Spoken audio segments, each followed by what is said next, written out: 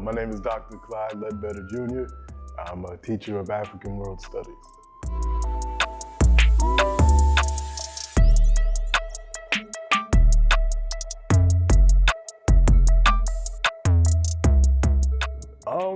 For me, it wasn't that bad. Prior to coming to Ottawa, I had learned to teach online. I'm a university professor is my full-time job. And I learned to conduct online classes and create online courses all the way back in 2015. So coming to Canada, I was still working for universities in the States, doing everything virtually. And then when the pandemic hit, I was basically doing the same thing. And in fact, actually, I started working at another university, Virginia Commonwealth University, because when the pandemic hit, a bunch of universities were looking for folks that could teach online. So I was fortunate enough to be able to do that.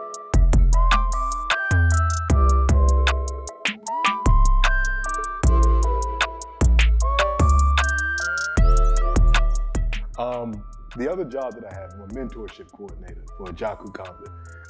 And our program brings young people together with professionals and other adults in the community to help them reach whatever goals they want to reach, as well as brings them together to help build our community for the future.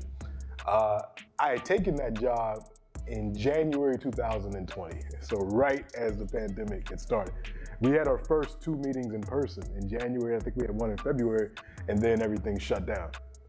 So it was a transition to move that program online, to have all our meetings over Zoom, to figure out creative ways to keep young people engaged from home, to bring in guest speakers. And it actually opened up some opportunities because we were able to bring people in to talk to our young people who otherwise wouldn't have been able to speak with, or it would have been incredibly difficult to get them. Folks from Toronto, folks from the States even, we had brought people in to talk. So that was an adjustment, and our young people were incredibly resilient, so they came online with us and worked, and we were able to do some things. Now the challenge is moving back into the physical space, trying to get people off of line, but it's a good challenge to have.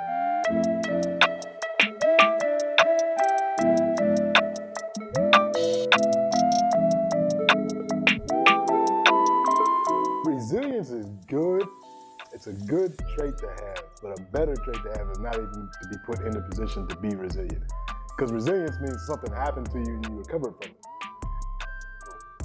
We've been really good at that, from enslavement to colonization to neo-colonization to anti-Black racism. We've been dealing with these things for the past few centuries, and we've come out of them, and we've grown stronger as a people.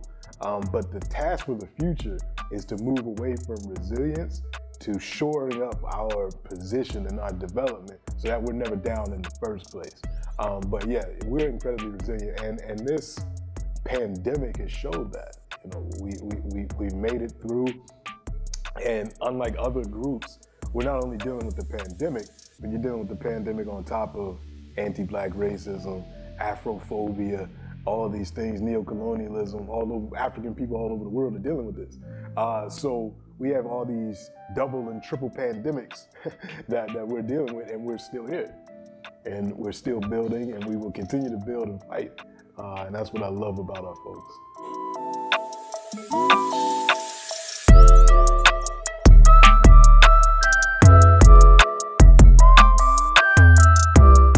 One of the things that I love so much is finding the connections between our people. Oftentimes our history is taught very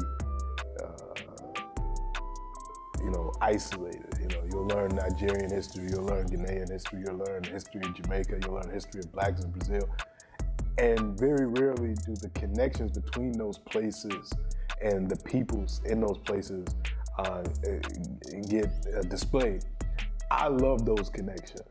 And the more you read African history, particularly in the past few centuries, the more interconnected it is. People travel, ideas travel, movements are inspiring each other. And we think now that this is an age of globalization and the technology that I mentioned. But even back then, these connections were happening. Youth were creating student movements all over the globe and connecting with each other and inspiring other generations. So I love that. I love seeing those connections and making those connections. Because oftentimes when we only study the history in isolation, you can talk to a brother in Nigeria and they know Nnamdi Azikiwe was their first president, but they don't understand that, or maybe never realized that Nnamdi Azikiwe was a student in the US. He studied at Lincoln University, and he worked with some of the giants of the Harlem Renaissance, and was living in Pittsburgh, Pennsylvania, and did all these things that connected him to African movements, and worked with, when he was a student at Howard University, he worked with a guy named Malcolm Nurse, who would become George Padmore, who's from Trinidad and is a great African organizer. So we have all these connections that are rarely talked about. We only learn one, portion of the story.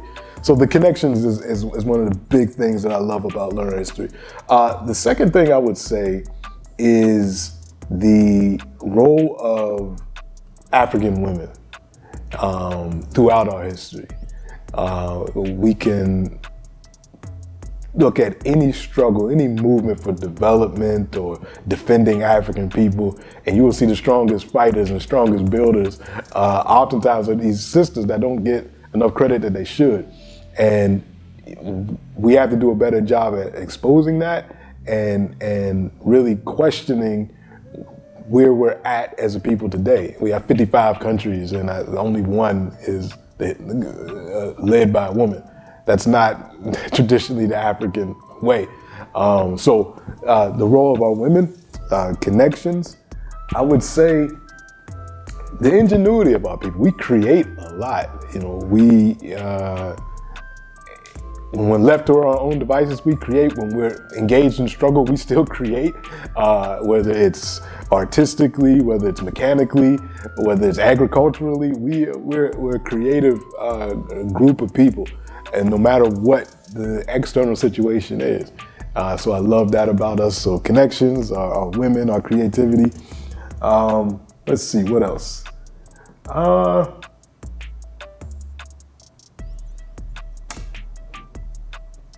I'll stick with those three for right now. Yeah, I think those three are major highlights of things that I love learning about.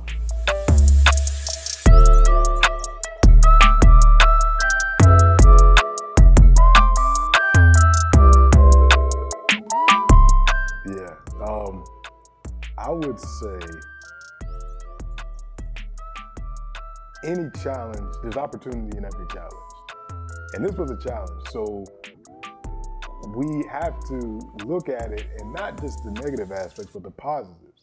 This pandemic showed the possibility of what we can do with technology and how we can be connected even if it's not physical.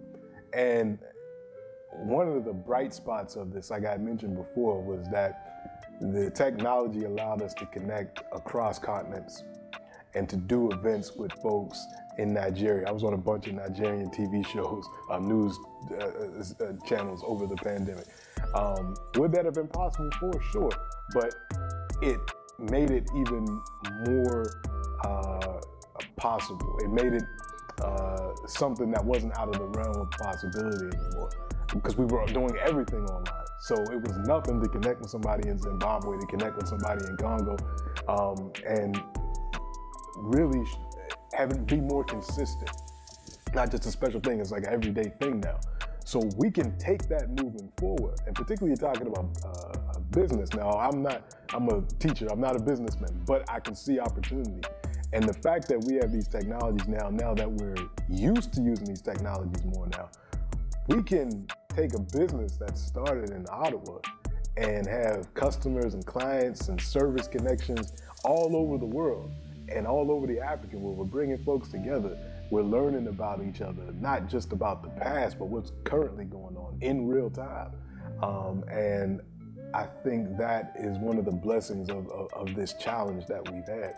So that's the advice I'll give. Let's all stay connected. Even after we open back up, let's not forget that we have these connections that we can still make, we can still build, and Yeah, I think that's what I would say.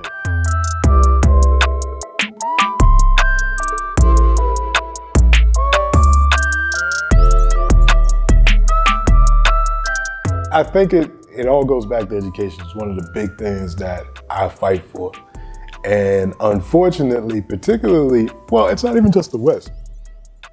It's even back home sometimes on the continent that we believe or still believe that our labor has to be controlled by somebody else. We have to go to a quote unquote good school and then work for a good company, and then they take all our creativity. And part of that starts with the education system. We have to revamp that. We have to revamp it so that we're looking at African youth around the world and we're saying, we want you to develop as fully as possible for you, your family, and our communities. Sometimes we get in the habit of telling our children, we want you to develop so that you can get the best job working for somebody else. And then what happens is that talent that could have been used to do that creativity and that ingenuity that we talked about is being used by bigger companies for their interests. And the creativity's still there. You got Black people doing amazing things, working for Google and Microsoft and all these other places, but it ultimately doesn't feed our communities. And that is in all types of spheres: technology, art, music. We look at our music, we're creating all this, but the ownership is somebody else. There's only three real record companies in the world. It's Warner Brothers, Universal, and Sony. That's it. Everything else is a subsidiary of one of those three, the big record companies. And so many of our artists are striving to get record contracts instead of being independent artists. And now with the technology, you don't really even need the record companies anymore, to be honest. But so many people don't know about that side of it. So those are things that we need to teach our young people. It's a spirit, because they have the skill, but the spirit and the will to create for yourself, to control your creation, and to do it to uplift your community as opposed to uplifting somebody else's bottom line.